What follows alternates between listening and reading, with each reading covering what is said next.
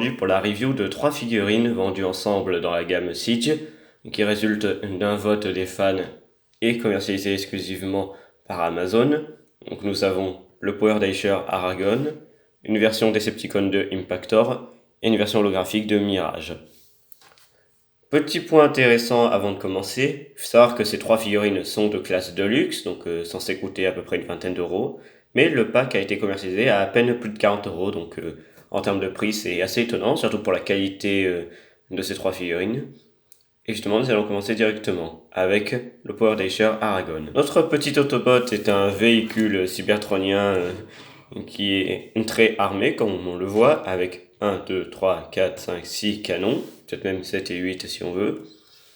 Alors, à noter que c'est vraiment un style très particulier, puisqu'on a 6 roues et des chenilles. Bon, chenilles qui sont en plastique dur, hein, elles ne roulent pas, bien évidemment.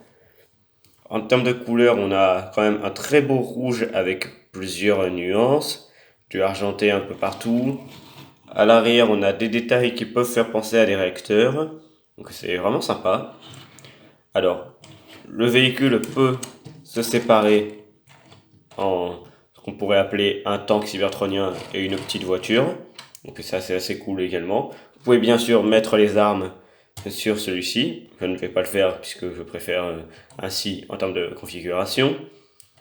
La voiture roule très bien, bon, le tank un peu moins bien, principalement dû à son poids, mais les deux véhicules sont assez sympas honnêtement. On a pas mal de détails un peu partout, les roues donc qui sont les mêmes à chaque fois. Alors on a bien évidemment le détail très très moche de la vis, ou plutôt devrais-je dire de l'axe qui permet de mettre la roue, donc rouge, c'est pas très beau. On a le logo Autobot à l'avant. Après ça reste assez simpliste quand même. Vous voyez en dessous directement la tête du robot, puisque en termes d'undercarriage c'est quand même très creux. Comme je l'ai dit, on a la tête, c'est pas du tout fermé à l'avant. À l'arrière, comme vous l'avez vu, absolument pas, sauf si on referme avec l'autre. Pour le deuxième véhicule, c'est quand même également assez détaillé. Bon, les chenilles, comme je l'ai dit, ça roule pas, c'est juste des petites roulettes grises ici. On a encore une fois un creux, mais ça sert pour la transformation. Sinon, globalement, en termes d'undercarriage, c'est assez moyen. Alors, l'espace là est volontaire, c'est pas censé se fermer. Et je dirais quand même que, en termes de pure qualité, ce serait plus ingénieux de mettre les deux véhicules ensemble. Ça évite certains problèmes. Et ainsi, on a un semblant d'impression de fermeture dans l'undercarriage. Bon. Véhicule qui peut ne pas plaire, c'est vrai que faut aimer le style cybertronien, mais honnêtement je le trouve assez correct. Nous passons maintenant à la transformation. Alors, il faut savoir que Aragon est un weaponizer, donc on va tout simplement tout séparer. On enlève les deux fusils qui vont devenir ses armes. On enlève les canons principaux qui vont former les bras. Ainsi. Vous prenez les parties noires et vous tournez complètement ce qui va former le bassin. Donc là, on voit directement les jambes. Vous tirez la tête. Alors, je l'avais retournée pour un peu mieux la cacher, mais normalement, elle est censée être directement comme ça. Vous accrochez. Vous prenez les bras, vous les mettez sur le côté, comme ceci. Et Aragon est transformé. En termes de qualité pure, c'est quand même assez étonnant de voir un weaponizer avec un mold qui honnêtement est très correct.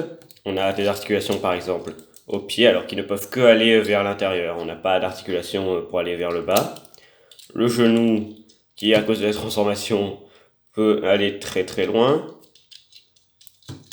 Il peut faire le grand écart sans souci, que ce soit latéral ou dans cette position, sauf que vous avez la pièce rouge qui va bloquer, tout simplement. Les bras peuvent aller sur les côtés difficilement, vous devez relever à chaque fois cette pièce-là. Voilà, c'est tout simplement dû à l'assemblage finalement, c'est parce que c'est des pièces qui doivent se détacher et se attacher à chaque fois. Il peut faire le tour complet, bien évidemment. Faire attention à ce que ça ne se détache pas. La main, cependant, est fixe. Voilà, elle est un peu perdue dans les détails. donc puisqu'elle elle ne bénéficie pas de peinture. La tête 360, sans problème. Il peut regarder du fait de la transformation vers le haut, même si on a l'impression qu'il va exploser. Alors, du fait également de la transformation, il n'a pas d'articulation à la taille, malheureusement, mais bon. Globalement, ça reste quand même une figurine très appréciable. Je suis assez... attention, je suis assez surpris, honnêtement. Il est dans l'ensemble assez qualitatif. Je ne vous recommanderais pas, bien évidemment, de prendre le pack uniquement pour cette version, puisque vous avez également Cog et Red Cog, du coup, qui sortit récemment en Legacy, qui reprennent le même molde avec une tête et des couleurs différentes. Mais si vous appréciez un peu les personnages obscurs comme celui-ci, puisqu'il me semble que c'est sa première représentation jouée depuis 1984, donc vraiment une très bonne surprise. À prendre si vous le pouvez, même si je pense que de nos jours le pack n'est plus facilement trouvable, du moins à prix correct. Mais sinon, globalement, j'ai rien à redire de spécial, c'est une bonne figurine. Sur ce, je vous laisse. La prochaine fois, on fera Holo Mirage et on conclura avec Impactor. En attendant, je vous dis à une prochaine. Allez, salut!